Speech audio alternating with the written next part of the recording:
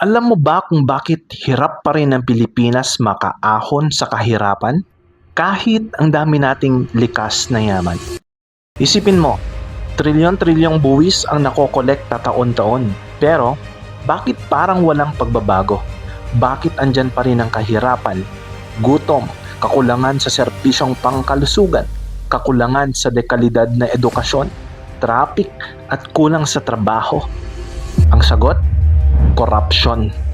Habang may iilang nasa pwesto na inuuna ang bulsa kaysa bayan at nagpapasasa sa kinulimbat na pera, milyon-milyong Pilipino ang patuloy na naghihirap. Alam mo ba kung gaano kalaki ang nawawala sa Pilipinas dahil sa korupsyon?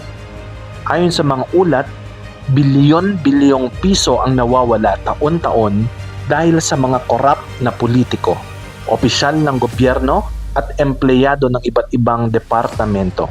Ibig sabihin, pondo na sana para sa ospital, paaralan at kalsada na pupunta lang sa bulsa ng iilan. Halimbawa na lamang po ay ang overpriced na proyekto, ghost employees at ghost projects, SOP sa mga proyekto, paglalagay ng pera at mga kontratang hindi patas. Lahat yan, pera ng taong bayan ang ninanakaw. Habang may kumikita sa likod ng sistema, milyon-milyong Pilipino ang naghihirap. Kulang sa trabaho, edukasyon, kalusugan at serbisyong dapat ay libre. May pag-asa pa ba ang Pilipinas laban sa korupsyon? Oo, meron.